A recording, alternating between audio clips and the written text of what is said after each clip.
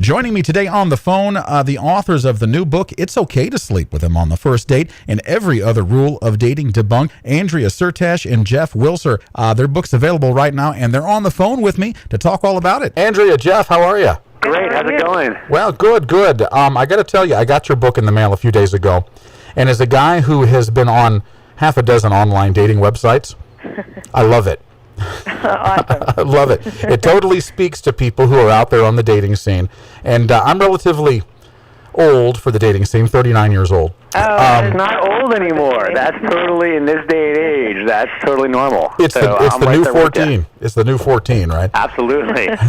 So the name of the book, It's Okay to Sleep with Him on the First Date and Every Other Rule of Dating Debunked. And kind of the moral of it here is don't trust preconceived notions of dating.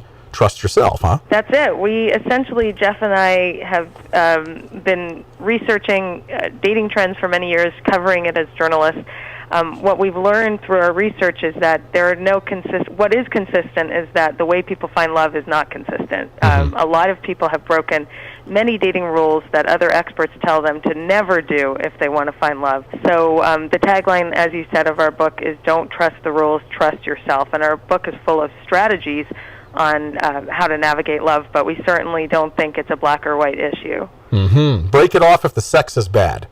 Well, that's one of those rules, and some of them are like hardcore rules that are, like never hook up on the first date, and some are kind of conventional wisdom, and that's one of the conventional wisdom. And, talking to people, like real talk with people we know and research, you'll say in the first couple of dates especially, if the sex is bad, that could be just awkwardness, and it's, before two people really find a groove, right? Sure. That said, as Andrea has pointed out, even in baseball, you get 3 strikes and you're out, right? Exactly. You get a couple of strikes. Now, if it's always bad for months and months and months, that's a different story. Sure.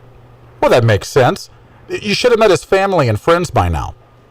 Yeah, that's another one. So it's not just society preaching these rules. It's not just other dating experts preaching these rules.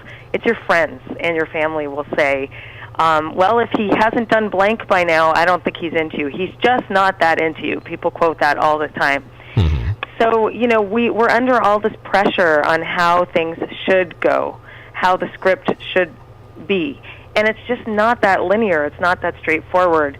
I do think if you've been dating someone for years and you never meet anyone in his circle, you may be a bit concerned and question why that is.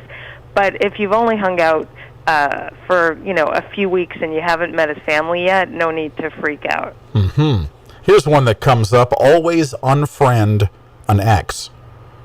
Yeah, and it's kind of case by case, right? Like sometimes that makes sense, sometimes it doesn't. Like there are... Depends on how psycho they are. I have exes who I am great friends with still, and it is totally normal and cool to be friends on Facebook. That said, it often does take time, and these things, it's tough to go from a serious relationship on Tuesday to on Wednesday, hey, let's be buddies and play tennis. So it takes some time. But that's, as Andrea said, it's not linear. It's not black and white. In any kind of rule book, it says here are the secret tonics to love, and here's the 1, 2, 3 process. They're kidding you. That's not how life works. Sure. And I can imagine that really depends, like you said, on the circumstances. I mean, if you have a breakup where it's mutual, you say, hey, you know what, it's just not working out, we were better friends, then stay friends. But if you have a situation where, she's psycho and hiding in your bushes, and then maybe leaving them on your Facebook page to see what your itinerary is for the next day would be a bad idea. Right. The fatal attraction, the boiling rabbits is probably a bad idea to stay good friends. Wow. Yeah. You've had some dates like me, it sounds like. I don't think social media is your friend generally during a breakup, only because, and I would never say never, of course, but only because it is tempting to check out where your ex is going and what he or she is doing, and you might drive yourself crazy. But you know yourself best. If you can handle it, we're not going to tell you not to do it. Okay. Now, oftentimes people follow these rules because they feel that as an individual they make exceptions where they shouldn't. Do you find that happens in dating? Well, I think that the way we look at rules is like we give rules to children when you think about it. Like never talk to strangers. And it's a good rule to give a 7-year-old. Also, I'm stealing Andrea's theory here. So this is all true, though. So when you're 7 years old here, that's a good rule. But as you get older, you realize that some strangers are okay to talk to and some are not. And so rules that might be good for kids don't apply always to adults. And I think that most of these rule books kind of insults the reader and insult the dater by saying, we know better than you do. And so, yeah, actually, I think more often than not, we as people really do know what's best for us. And the reason we get kind of spun out of control is we overthink things too much, and we worry too much about what friends say, what rules say. So following your own instincts, more often than not, it does work out. I gotcha. On page 118, when I was thumbing through this book the other day, it jumped out at me because I've seen this at least twice in relationships I've been with. It's a screenshot of some text messages coming in. Where are you? What's going on? And then all caps, where are you? What's up with that?